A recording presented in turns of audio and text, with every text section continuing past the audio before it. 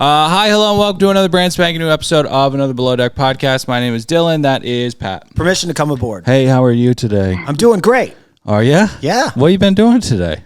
Well, it doesn't matter what I've been doing today. We got a big fish on the line.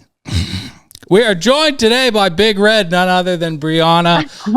Thank you so much for joining us this afternoon. What's up?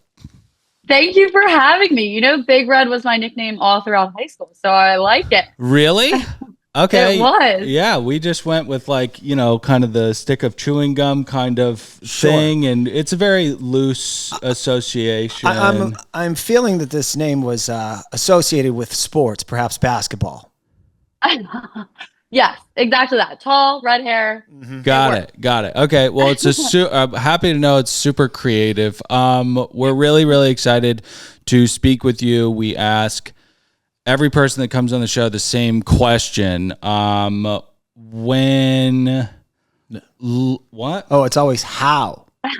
No. Okay. Okay. So, you do it. When Lara got Alicia the lip, were you jealous because you like a lip too, but she didn't get you a lip at all? She just got Alicia a lip. So how'd you feel about that? I wanted a lip. I mean, who doesn't want a bright pink lipstick? I know. Alicia's phrase was pink makes the boys wink. That was what I heard. So I think I want pink. Yeah, for sure. What are your thoughts on that? Was it just a nice thing that she did, or was it a Machiavellian diabolical move? I think it was just a nice thing she did. Alicia, when she's distracted, she is distracted. So I think, the only way that we were going to get her back into the galley and back to it would be with her pink lipstick. Yeah. Do you disagree with her? No, I don't give Lara that much credit. I think it was to hurt Tsarina's feelings, but I'm a cynical person. So, okay.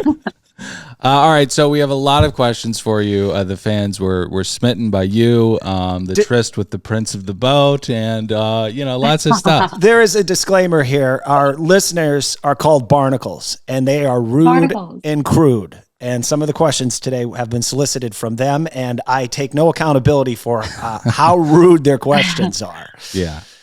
Okay, got that. Yes. Yeah, and just in case if you're wondering, that is kind of a smokescreen for us to ask anything that we want to ask, and then blame it on the fans. Question. Now, I want to lay out some groundwork here for how Bri fits into this season. So we have three kind of storylines. One was the Nick taking that shot drama, and what would you have done? I want to get to that. Mm-hmm. And then, of course, the Boatmans with Harry, and then kind of what's going on with Marina and Lara's choice to keep her in the laundry dungeon for the entire season. We also want to ask you about that little guy from South Africa who touched everybody and kissed everybody. So we'll get into all of it. Okay. Yeah. All of it. Let's dig into it. Okay. All right. First off, is Harry your first Boatmans? Yes. Harry is my first Boatmans. Typically, I don't like to date on boats just because you work, live, eat, and you're with them 24/7. Yeah. So it's definitely a risky choice. But with Harry, I think there's no risk in that. It's not a distraction. We both are hard workers, and he was just such a positive energy. He kind of lifted me through the season. Yeah. Now, we love Harry, but as we watched the season, he wasn't as forthright with his feelings towards you as you were towards him. So that inevitably did cause a little anxiety on your part. Yes. Definitely. I think, I am a very communication is key person. This is how I'm feeling, point blank. Do you feel the same or not? If not, we don't need to waste time. So I was just very open. And I think, some people do take a little bit longer. And I think I was Harry's. I'm not sure, but I might have been Harry's first Boatmans. And, I want to know. I don't like to second guess. I don't want to wonder. Just let me know. Yeah. Well, he was a little bit of a milk boy too. He was a little Latter-day Saint about the whole thing. I think I'm gonna stop talking. Yeah. With that, Katrina Steele asks, "What did you think of Harry saying that tiny PG boring kiss a few episodes back was the most amazing makeout sesh ever?" Sorry, it's Katrina. She spelled it out phonetically. Katrina, thank you for doing that. Thank you for doing that, guys. That one was a surprise to me. I don't know if I'd put that on my most amazing kisses ever, but I always knew that we could work on it and we could, I could maybe give Harry a few pointers. Yeah, I think so. I think it was needed. Harry, he is the one. Well, he's very cute. Like he's got cute energy, and that can get you into trouble because you get branded as the friend of the cute boy. But he's got some rugged hot assness to him too. He's a long stick of man. And I'm gonna stop talking. Okay, Brianna Karen Barnacle says Harry looks like a terrible kisser. I actually get secondhand embarrassment watching him kiss you. How would you rate Harry's kissing on a scale of 1 to 10? 10 being hot. That is, oh wow. You can plead the fifth on any of these. Brutal Barnacle questions. Yeah. I think I'm gonna have to plead the fifth. Oh boy. For the sake of Harry, but I always think there's room for improvement. Yeah. Okay. So we'll call it a 4. Bree said 4, and we'll move on. A 4. I feel okay with a 4. Okay. I couldn't look at myself in the mirror if I was rated that. Well, that's it. We talked about it. Your souffle is cooked, okay? Harry's still a young man. He can learn a lot. Okay? That's true. We can grow. All right. Monica Morales asks, Harry's such a great guy. Are you two still together? Harry and I are not still together, but Damn it. Our boatmans did not die after Below Deck. What'd you guys do? Yes. We traveled the whole world together. We went on an African safari. We did Dubai. I met my dad in Dubai. We did Philly. We did Nashville. We did Europe, Monaco. How was Philly? You name sucked, we right? did it. Harry in Philly, he really did stick out like a giraffe. Yeah. No. That was a good time. I actually really enjoyed bringing Harry around Philadelphia. He's lucky he wasn't a giraffe. In Philadelphia, they throw rocks at animals. Are you from Philly, Bri? I'm not. I'm from South Jersey, so I was like, I don't want to bring Harry to like a sports game and a sports bar in Philadelphia. Yeah. So we brought him to a Phillies game, and then we brought him to like a sports bar in the stadium area after, and he was riding a mechanical bull. Okay, good. It was a scene. Do you guys call it Taylor ham in the South, or do you call it pork roll in the South? I can't remember. We say pork roll. Okay. But even like, I guess Central Jersey, I don't believe in Central Jersey, but they say Taylor ham. And do you eat it? No. Like it's different. I don't. I'll tell you. It's got to be different. I'll tell you what. When you say it. This guy would not go anywhere near it. No. Imagine a super big hot dog, but with like citric acid in it and like a tanginess No. A Dodger dog almost killed me 3 years ago. All right. Let's see here. Continuing on. Well, actually, I forgot to ask this at the top. How long have you been in the industry? So I've been in the yachting industry a little bit over 2 years. Prior to that, I was in the modeling industry, but the only other job I could hold with modeling was to work in hospitality. So I've been in hospitality and fine dining for 7 years. Okay.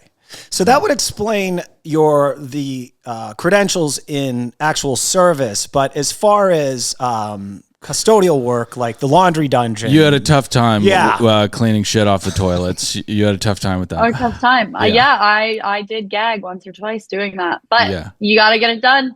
And rip the Band-Aid off. And you can plead the fifth on this, but what were the moments wherein you gagged? What did you gag at? Oh gosh, I don't even know if I can say that. It was just like you said, some toilets you just wish you could power wash. Yeah, they capture. Yeah, you're up and personal with them. They capture and they cling sometimes. They do. Yeah. Okay, so when you were in the laundry dungeon, did you feel that Lara really clearly didn't want to have to do that? Did you feel that there was some favoritism on Lara's part towards you? When I was in, no, I don't. Just because I think when she did get RCVs, I know Marina's been in yachting for 3 years. I just think that fine dining and like hospitality experience of 7 years, and also being a mixologist in cities, like Lara was just like, okay, she's going to be, in service. Looking back, me and Lara we have very similar personalities, and I think we developed a super great friendship. But Marina also, she was an amazing stewardess. So I think, she definitely did deserve her time in service as well. So I was happy to see the switch. Is that when it common? happened. Sorry, excuse me. Is it common for a captain to inject themselves in different departments to make suggestions? It seems like if things are working, even though it kind of sucks for Marina, we would just kind of keep it as it goes because it's functioning properly. I think in the industry, that's how chief stews are meant to think, because at the end of the day, all they care about is the guests get a perfect experience on a yacht. But I think Jason was looking at the bigger picture of, how can I help the crew not only improve, but keep them happy? Because when you live on a boat, that's your home. That's going to be your family, that you're going to spend holidays with them. So I think Jason really wanted Marina to feel like she was growing as a stew, and also to make sure that she was still happy. Whereas I could care less, put me wherever. And I'm just gonna be like, I'm just here for it. You're Big Red. Yeah, Big Red. I'm just here for it. What's the longest season you've ever had? You mentioned holidays, so I was thinking people would book the boat. Yeah, Easter.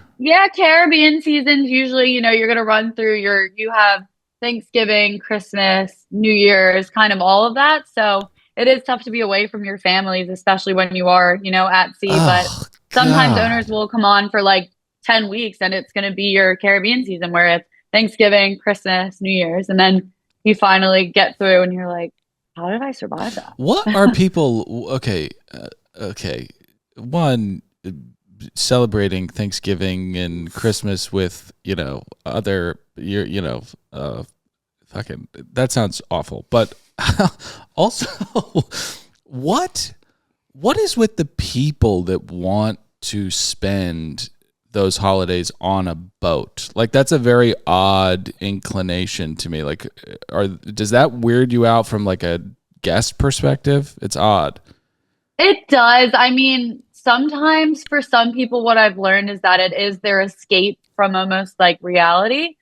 So they feel that they can just escape their world, which a lot of the times, they're multi-billionaires and all they want to do is just have some privacy. And sometimes out at sea is the only place they can get that. Yeah. With that being said, we all want to be, I want to be with my family. So it's like, then you're stuck with someone else's. You're running teas. Have you spent Christmas as a yachty? I have. Yes. It was a tough one. And I've only done one Christmas. Do you have a disdain for the rich and powerful at this point? You don't have to answer that. You don't have to answer that. I think they must have worked in some sort of hard way to get there. And, I think there's so much to learn from them. Like sometimes I truly will be in a room and I'm like listening to a business call and I'm like, ooh, that's how I talk on a business call. Like that's how I'm going to get there. Yeah, totally. I'm not, but sometimes, and even I've had owners correct me because I always used to say, absolutely, of course, if they would ask me for something and they were like, Bri, in business, you say yes. No more absolutely. Too many syllables. And I'm like, yeah. Yeah. Okay. Well, you learn stuff. Yeah. Well, I'm fine with the way that you do it, and you can learn things from the uber wealthy. You can learn how to look at humans as capital. You can can learn a lot of things. Okay. Yeah. Bri, so I thought your season so far, you have almost a perfect record. Okay, you haven't really screwed anybody over. You haven't talked any smack. However, there is one mark on your record, and that was when I believe Lara tasked you with bringing Alicia into the room to, I think, essentially to extract her talking smack about Tsarina. Was that the intention that you felt was taking place there?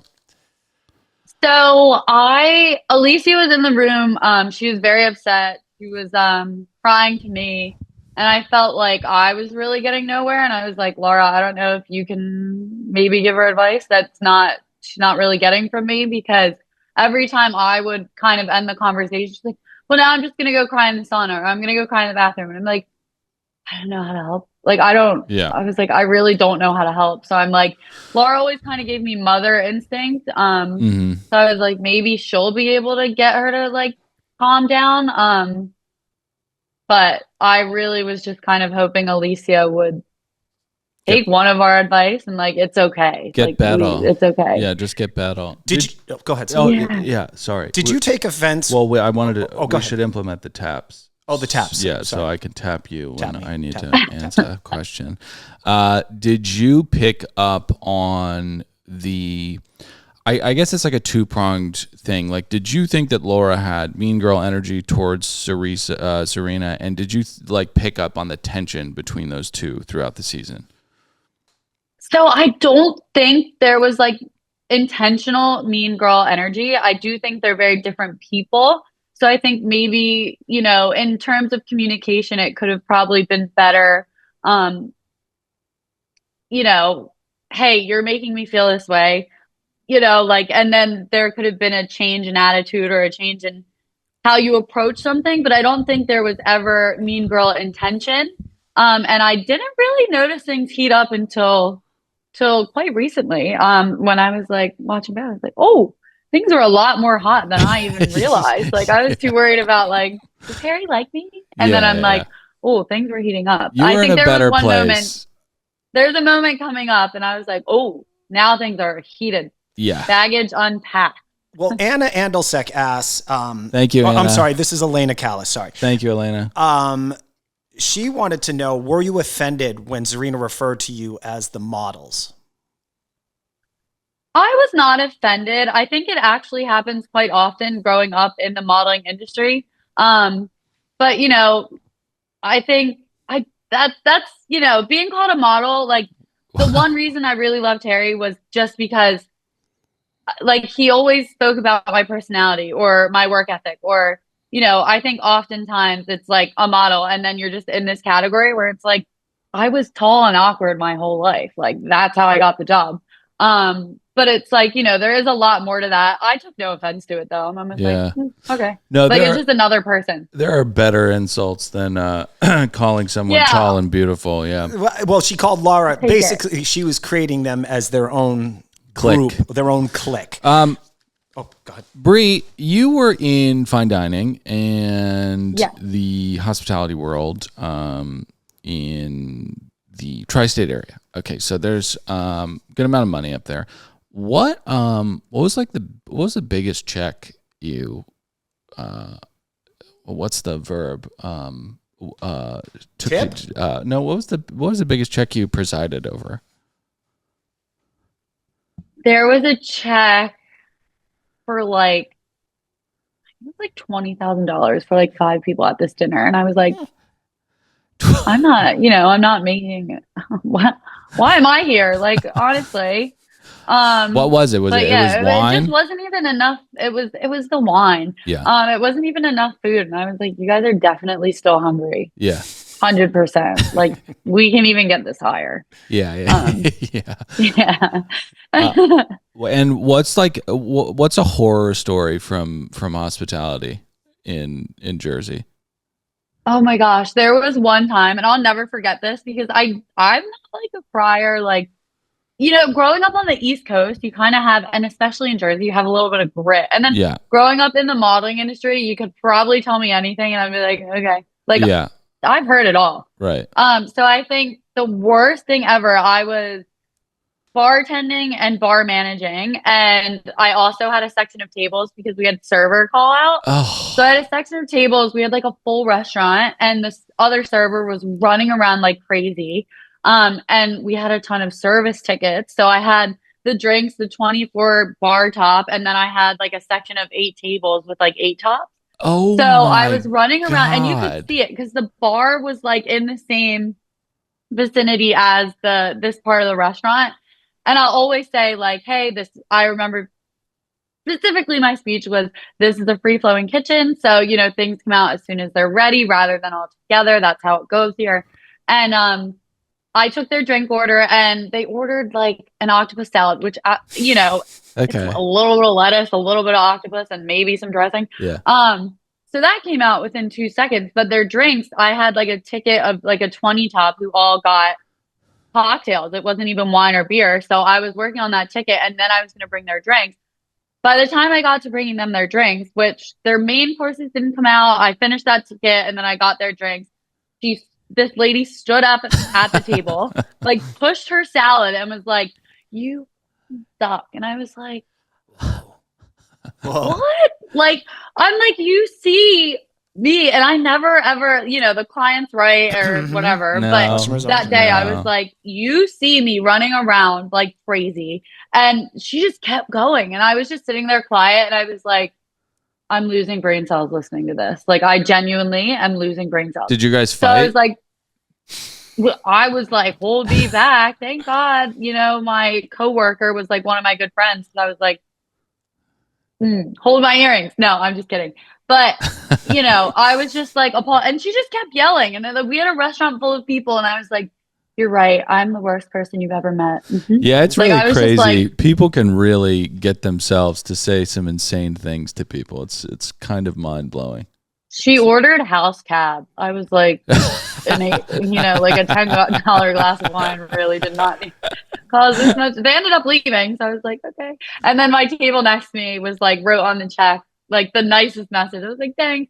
So I did. I was like, don't cry, don't cry, don't cry. And I'm looking her straight in the eye. I didn't. I turned around and then I went to the bar and I was like, good for you. I would have put salt in her shitty wine or something. Now, speaking of drinks, let's talk about that shot. Okay. So Elena Callis asked this. All right. When the guests ordered that faithful tequila shot, did you know it was for Nick? No.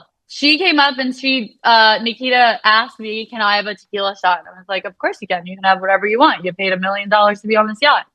And then I just went back to work. Yeah. When listener Michelle Henley asked, would you have told on Nick for that shot? If so, why? Great question. A great question, Michelle. It's such a tough, I wanted to go to Nick first. Nick's a class act. So, he handled it kind of how I expected he would. If he didn't, I would probably just say something, but of course, just, pull everybody in the room, whether it was Jason and Nick or, together, and just be like, it was an accident. Like, this is what happened. I understand there was a miscommunication. But I think it is my duty as a seafer to bring that to the captain's attention. When we're at sea, you have to be completely, you can't drink or anything. You could run into a marina and then you plow through a restaurant and you have to, everybody's got to be buttoned up. Exactly. Jason did that one time, Yeah. Okay. So anyways, I heard about that. So have you ever experienced like a firing for an offense like that on a previous charter? I have on a previous charter that wasn't below deck. I think, the yachting industry, you work so hard and then you finally get a day off, and there's some party people in the yachting industry. Yeah, some real booze bags. Yeah. I'm like, I've never seen anything like this. Yeah, I know. The yachting bars, if you want to have a good time, go to a yachting bar. Yeah, no, that's stuff of nightmares. Okay, so speaking of people that like to have a good time, let's talk about the little butt plug who was formerly the bosun. What was your experience working with Wihan? Did he? There are so many, things we can get to. Did he make you uncomfortable? Were the women on the boat uncomfortable? What was the overall toxicity of it all like? I guess on the boat, he was always super nice. I kind of took his flirting as like you're nice, because I was always talking to him about Harry. He definitely did ask me a lot about Harry, now that I think and look back and realize he was like, the first episode, he was like, Bri is like my, what? Oh yeah. Never told me that. So I thought that was interesting, but I think towards his departure, he just had overstepped in a lot of ways. And I know he made Lara's job very difficult. And at that point, he had kissed everyone. Yeah. And then I'm like, how'd you even like let Adair for a second think she needs to go on a date with you? I'm like, Adair knows so much better than that. Like, but I just, he had this charm and people kind of fell for it. But then eventually I think true colors prevail, and we were all like, oh. Do you think when that whole bunk thing happened, we're watching it like there's no way that he didn't know that was. I mean, it's just wildly inappropriate. Like, what were you thinking when you saw the creepy cam footage of him wrapping his arms around Alicia in that bunk? I was shocked. Like my jaw dropped, and I remember when that episode came out, it was like, I need to watch this right away because he did tell me that he was asleep, eyes closed the whole time. Yeah. Once he did leave the boat. So then watching that back, I was jaw dropped, just like there's no way. And I was so angry. I was like, that is watching that back. You do. I got angry. I was like, are you kidding me? Yeah. So he'd convinced most of the boat until it aired that he was, I think he had spoken with Adair the next day and said that he was trying to talk to her, help her out or something along those lines, and kind of playing like, basically he didn't do anything that he actually we were just did. having a conversation.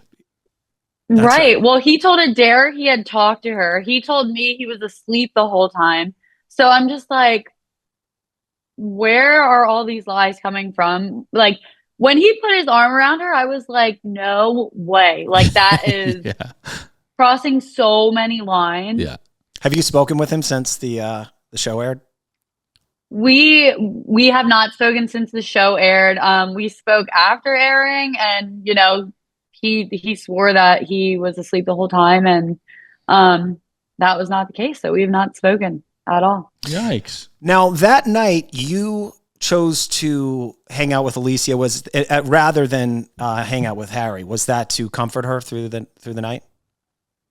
Yes, I did go up and check on Harry, but I think Alicia was in a much worse spot. And I do think Alicia looked at me as a comfort person and vice versa. But she was just distraught. And the whole night, do you think Johnny's going to leave? Do you think Johnny's going to get fired? I messed up? And then it was crying, and then it was okay. And then it was crying, and she was just distraught. And I don't think she should have been alone. Yeah, there's a lot of booze flowing that night. Couple more questions. Yeah, we got to wrap up the interview. I just want to ask you about, did you hear the punch and the screams? I did. That scared me a lot. That shook me a bit. That one scared me a little bit. The walls are made of paper on these boats. Yeah. So you You heard ever seen a Greek guy mad? Whoa. Yeah. And he's got rings, and he punched the wall and he started screaming. So yeah, it must have been pretty scary. All that right. one made me jump. So this is probably going to be the most difficult question of the interview. Mary F. Kill, Johnny, Wihan, or Nick? Oh, switch it up. I was like, you're gonna throw Harry in there. No. Wow. Okay. Marry Nick, duh. F Johnny, duh. He'll be on. Yeah, I think that's the correct answer. That's the correct so answer. Any celebrities in your DMs since the show aired? You don't have to name them. Oh, I've had a few Bravo Labs in the DMs. Of course. Yeah. Watch out for Jax Taylor. No, it's those Southern Charm creeps. Oh, I guarantee it. Yeah. Mm-hmm. Austin. All right. Last question. If you can, is there a craziest charter story ever? Ever. I mean, I had a hooker charter once, and I was like, wow. I guess what is a hooker charter? Ton of hookers. Just a ton of hookers. I took their drink order. I went downstairs, made the drinks, came back up, and everybody was hooking up. And I was like, wow. Do the I went hookers? To the captain. I was like, this fine. Do the hookers charter the boat, or does a guy charter the boat and they all come on? No, the guy. No. Oh. No. Oh, I meant to say swingers. Sorry. I'm like, okay. I don't see either of those groups often. So it was a swingers cruise. It was a swingers cruise. Yes. Wow. Great tipper. Wow. It paid for my therapy. So. Oh, that's awesome. Yeah, they better tip well if their buttholes are all over the place. So where are you at right now? Are you still in the industry? I am. Yes. I actually, I moved up in positions. And nice. So still working in the industry, very, very happy about that. And right now I'm home in New Jersey, just spent some Easter time and heading back to Australia very soon. Great. Oh, well, I think she's hinting at that she's been promoted to be a chief stewardess. Yes, I have. Congratulations. Congrats, Thank you. Bri. Thank you. I'm very excited. We really hope to see you in future episodes. I kind of want to see you as a Chief Stew, but don't know that I would, if you want that smoke or that evil Ricky Bobby, because that on Below Deck is a thing in itself. But you've been lovely this season. Thank you so much for spending time with us. Go follow Bri. We'll put her socials in the description. Follow her. Anything else you want people to do right now, immediately, tell them. Just follow and buckle up for the rest of the season because it's almost over, but it's just beginning. I heard. Okay. I've heard. All right. We got like 3 more episodes. Good It gets tease. crazy. 5 stars, kind words. Join us at patreon.com/another podcast network. We love you guys very much. Go follow Bri. Bri, thank you again. Have a great rest of your week. Thank you guys so much. Thanks, Bri.